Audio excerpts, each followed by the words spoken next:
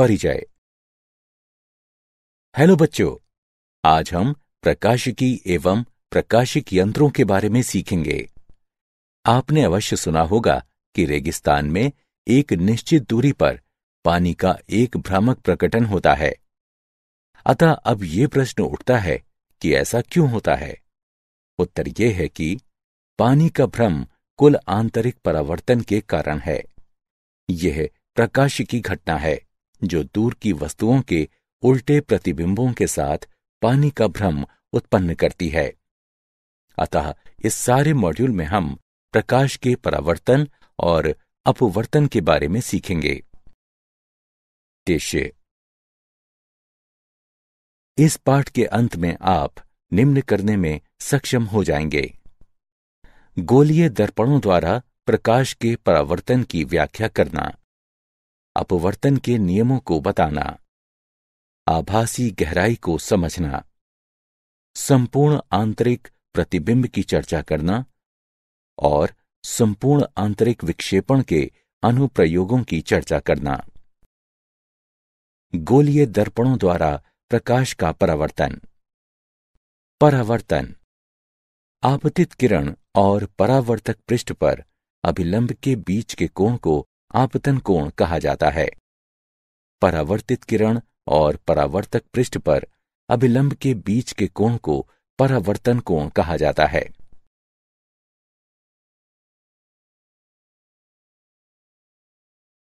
परावर्तन के नियम। आपतन कोण परावर्तन कोण के बराबर होता है। आपतित किरण, परावर्तित किरण और पृष्ठ अभिलंब एक ही समतल पर अवस्थित रहती हैं। परावर्तक पृष्ठ समतल या वक्र हो, यह नियम प्रत्येक बिंदु पर लागू होता है। गोलीय दर्पण। गोलीय सतह के एक भाग से बने दर्पण को गोलीय दर्पण कहा जाता है। दो प्रकार के गोलीय दर्पण होते हैं: अवतल दर्पण और उत्तल दर्पण।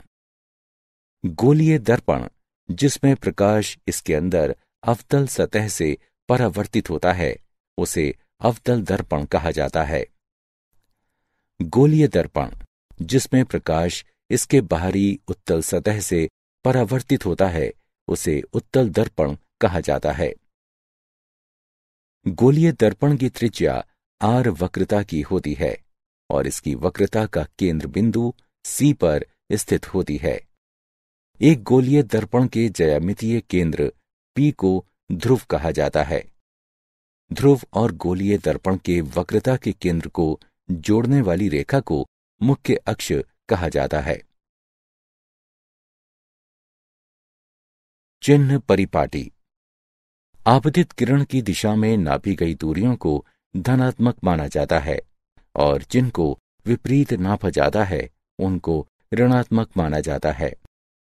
ऊपर की ओर मापित ऊंचाइयों को धनात्मक और अधोमुखी मापित को ऋणात्मक माना जाता है। गोलीय दर्पणों की फोकल दूरी। जो किरणें एक गोलीय दर्पण के मुख्य अक्ष के निकट गमन करती हैं और इसके साथ छोटे कोण बनाती हैं, उनको पैराऑक्सियल यानी उपाक्षीय किरणें कहा जाता है। बिंदु F को दर्पण का मुख्य फोकस कहा जाता है। ध्रुव और फोकस के बीच FP दूरी को गोलीय दर्पण की फोकल दूरी कहा जाता है, जिसको F द्वारा निरूपित किया जाता है। फोकल दूरी और वक्रता त्रिज्या के बीच संबंध। अवतल दर्पण द्वारा बनाए गए प्रतिबिंब। जब वस्तु बिंदु C से परे है तो प्रतिबिंब होगा C और F के बीच में, वास्तविक और उल्टा, वस्तु से छोटा। जब वस्तु बिंदु C पर है तो प्रतिबिंब होगा C पर, वास्तविक और उल्टा, ऊंचाई में उतना ही जितनी की वस्तु है।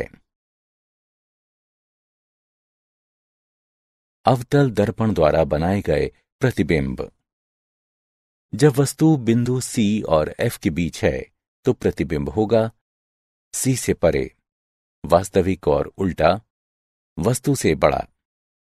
जब वस्तु बिंदु F और P के बीच है तो प्रतिबिंब होगा दर्पण के बीच में, अवास्तविक और सीधा, वस्तु से बड़ा। दर्पण समीकरण। दिया गया चित्र एक वस्तु AB और उसके प्रतिबिंब A-B- को दर्शाता है, जो फोकल दूरी F के अवतल दर्पण से बना है। MP पैराएक्सियल किरणों के लिए CP पर एक सीधी रेखा को लंब रूप में लिया जा सकता है। तब दो समकोणीय त्रिकोण A-B' और MVF एक समान हैं, ताकि A-B' बटे MP बराबर B' बटे FP बराबर B' घटा FP बटे FP। चूंकि MP बराबर AB, तो हम लिख सकते हैं A-B' बटे AB बराबर B' घटा FP बटे FP। इसका एक नाम रखें।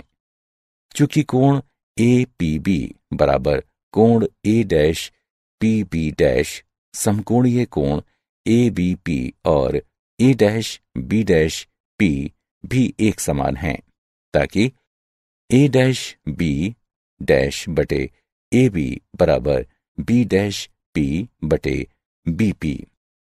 इसका दो नाम रखें। समीकरण 1 और 2 की तुलना करने से हम पाते हैं B' घटा FP बटे FP बराबर B' बटे BP। इसका नाम 3 रखें। चिन्ह परिपाटी को लागू करने पर हमको मिलता है वस्तुओं की दूरी BP बराबर घटा U, प्रतिबिंब की दूरी B' बराबर घटा V, फोकल दूरी FP बराबर घटा F। इसलिए समीकरण 3 को घटा V घटा का घटा F बटे घटा F बराबर घटा V बटे घटा U तक कम किया जा सकता है, या 1 बटे V जमा 1 बटे U बराबर 1 बटे F। इस समीकरण को दर्पण समीकरण के रूप में जाना जाता है। रैखिक आवर्धन M। वस्तु H की ऊंचाई के साथ प्रतिबिंब H' की ऊंचाई का अनुपात M बराबर H' बटे H। दिए गए प्रतिबिंब के लिए रैखिक आवर्धन घटा V बटे U है। उदाहरण: 10 सेंटीमीटर के एक अवतल दर्पण के सामने एक वस्तु को रखा गया है। अगर इसका प्रतिबिंब दर्पण के सामने 20 सेंटीमीटर की दूरी पर है, तो वस्तु की स्थिति क्या होनी चाहिए? हल: दिया गया है F बराबर घटा 10 सेंटीमीटर, V बराबर घटा 20 सेंटीमीटर। 1 बटे V जमा 1 बटे U बराबर 1 बटे F। 1 बटे U बराबर 1 बटे F घटा 1 बटे V। 1 बटे U बराबर 1 बटे घटा 10 घटा 1 बटे घटा 20। इसका तात्पर्य है 1 बटे U बराबर घटा 1 बटे 10 जमा 1 बटे 20। 1 बटे U बराबर घटा 2 जमा 1 बटे 20। U बराबर घटा 20 सेंटीमीटर, यानी कि दर्पण के सामने वस्तु को 20 सेंटीमीटर की दूरी पर होना चाहिए।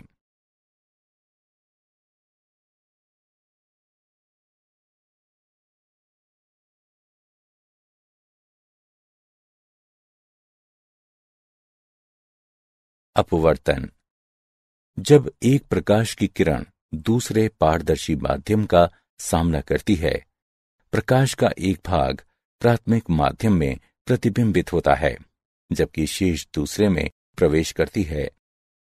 एक माध्यम में प्रकाश की एक किरण की दिशा में बदलाव की परिघटना जब ये दूसरे माध्यम में तिरछे प्रवेश करती है, तो उसे अपवर्तन कहा जाता है। अपवर्तित किरण के बीच में और सामान्य अपवर्ती पृष्ठ के बीच में के कोण R को परावर्त का कोण कहा जाता है। अपवर्तन के नियम। अपवर्तन के नियम। आपतित किरण, अपवर्तित किरण और पृष्ठ अभिलंब एक ही समतल में होते हैं। आपतन कोण I के साइन का अनुपात और अपवर्तन कोण R का साइन माध्यम के एक दिए गए जोड़े के लिए स्थिरांक है। इस नियम को स्नेल का नियम कहते हैं। गणितानुसार स्नेल का नियम देता है साइन I बटे साइन R बराबर n21, जहां n21 स्थिरांक है। इसको माध्यम 1 के संबंध में माध्यम 2 का अपवर्तनांक कहा जाता है। अगर n21 बड़ा है 1 से, तो अपवर्तित किरण अभिलंब की ओर झुक जाती है। अगर n21 छोटा है 1 से, तो परावर्तित किरण अभिलंब से दूर झुकती है। एक माध्यम का अपवर्तनांक जितना ऊंचा होगा, प्रकाशिकीय स्तर पर वो उतना ही घना होगा। आभासी गहराई। अपवर्तन के कारण वस्तु दूसरे माध्यम जैसे पानी में उठती हुई मालूम होती है। पूर्ण आंतरिक परावर्तन। जब प्रकाश की एक किरण सघन से विरल माध्यम में परिधि पर आपतित होती है, ये अभिलंब से दूर मुड़ जाती है। आपतन कोण में बढ़ोतरी के साथ अपवर्तन कोण बढ़ता है। सघन माध्यम में किसी निश्चित आपतन कोण के लिए विरल माध्यम में तत्संबंधी अपवर्तन कोण 90 डिग्री होता है। इस विशेष आपतन कोण जिसके लिए तत्संबंधी अपवर्तन कोण 90 डिग्री है, इसको एक क्रांतिक कोण कहा जाता है, जो C द्वारा निरूपित किया जाता है। अगर आपतन कोण क्रांतिक कोण से परे बढ़ता है, परावर्तन के नियमों का पालन करते हुए आपतित किरण सघन माध्यम में वापस आ जाती है। इस परिघटना को पूर्ण आंतरिक परावर्तन कहा जाता है।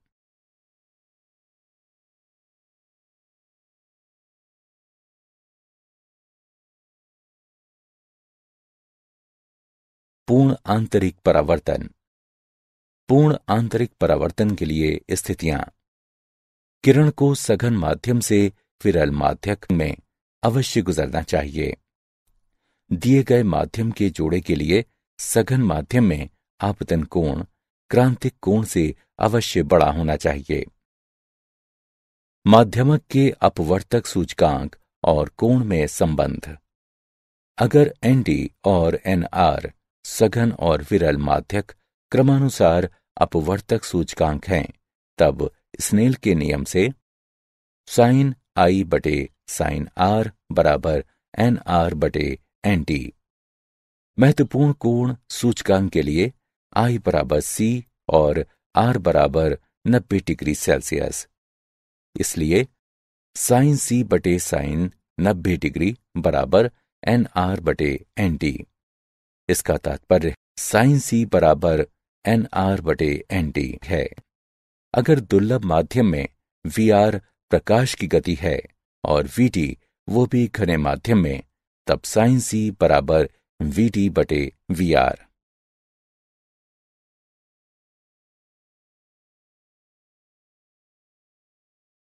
प्रकृति में पूर्ण आंतरिक परावर्तन और इसके तकनीकी अनुप्रयोग। मृग तृष्णा। रेगिस्तानों में कभी कभी एक व्यक्ति एक पेड़ का उल्टा प्रतिबिंब देखता है, जो पेड़ के निकट एक तालाब की मिथ्या धारणा देता है। इसे मृग तृष्णा कहते हैं। हीरों की जगमगाहट। हीरा हवा इंटरफेस के लिए क्रांतिक कोण बहुत छोटा होता है, लगभग 24.4 डिग्री। जब बाहरी स्रोत से प्रकाश अच्छी तरह से कटे हीरे में प्रवेश करता है, हीरा अपने अंदर अनेक पूर्ण आंतरिक परावर्तनों को झेलता है। जब किसी पृष्ठ पर आपतन कोण 24.4 डिग्री से कम होता है, केवल तब अपवर्तन हो सकता है। इस प्रकार हीरे में सभी दिशाओं से प्रवेश करने वाला प्रकाश किन्हीं दशाओं से बाहर निकलता है। इसलिए इन दिशाओं से देखने पर हीरा जगमगाता नजर आता है।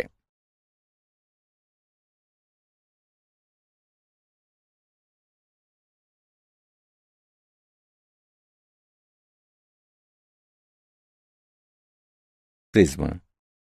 जब किसी प्रिज्म के अपवर्ती पृष्ठ पर एक किरण अभिलंब रूप में आपतित होती है, वो बिना मुड़े गुजरती है और कांच इंटरफेस पर 45 डिग्री के कोण पर आपतित होती है, जो 42 डिग्री के क्रांतिक कोण से बड़ा होता है, और इस प्रकार पूर्ण आंतरिक परावर्तन होता है।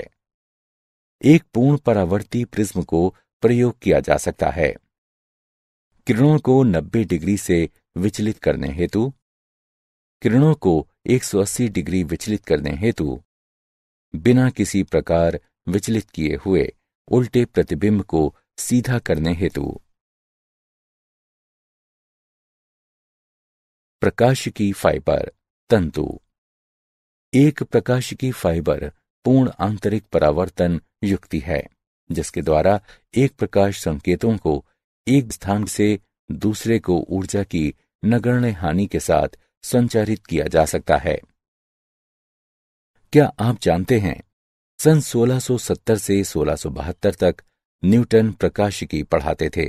इस दौरान उन्होंने प्रकाश के अपवर्तन और प्रकाश के परावर्तन की खोजबीन की। विलब्रॉड स्मेल ने सन 1621 में प्रकाश के अपवर्तन पर अपने सिद्धांत दिए। सारांश। आइए हमने जो कुछ सीखा है उसे संक्षेप में दोहराएं। एक गोलीय सतह के एक भाग से बने एक दर्पण को गोलीय दर्पण कहते हैं। दर्पण समीकरण 1/v जमा 1/u बराबर 1/f। एक माध्यम से प्रकाश की एक किरण की दिशा में बदलाव की घटना जब ये दूसरे माध्यम में तिर्यक प्रवेश करती है, इस घटना को अपवर्तन कहा जाता है। स्नेल का नियम देता है sin I/r बराबर n21, जहां n21 स्थिरांक है।